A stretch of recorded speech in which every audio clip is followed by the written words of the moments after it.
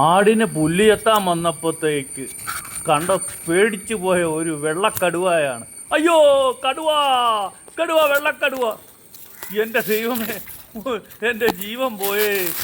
ഏതോ പിള്ളേർ കൊണ്ടിട്ട് പറ്റിക്കാൻ വേണ്ടിയിട്ടാ. അയ്യോ, ഇത് പാവയായിരുന്നോ?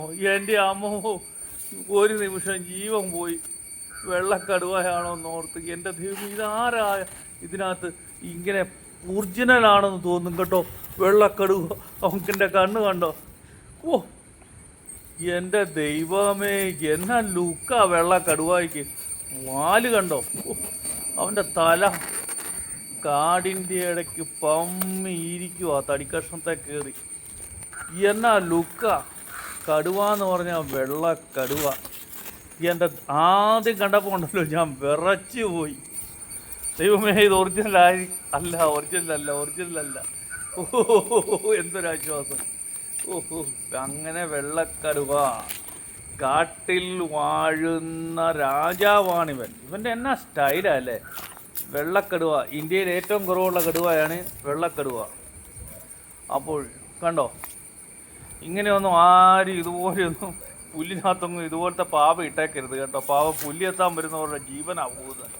ഞാൻ ഒരു തരത്തിൽ ഇങ്ങനെ ആദ്യം കണ്ടപ്പോൾ ഒന്ന് പേടിച്ചു പോയി. ഒന്നാമത് ഈ കളറെന്ന് പറയുമ്പോൾ അറിയാമല്ലോ.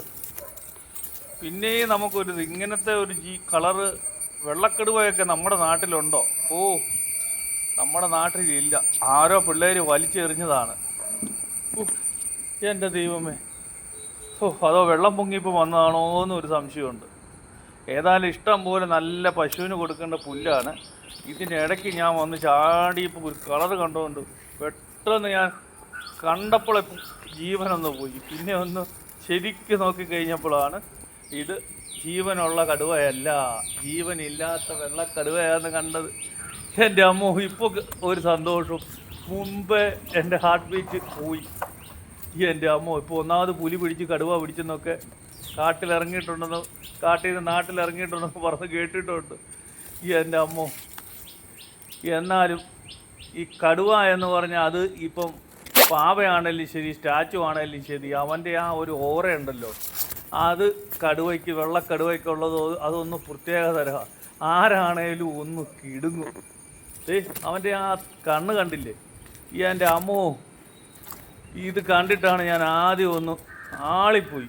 കണ്ടോ, ഈ പുല്ലിനിടയിൽ നിന്ന് ഒരു ലൈറ്റ് പ്രകാശം, വെള്ളപ്രകാശം അടിക്കുന്ന പോലെ ഒന്ന് തോന്നി.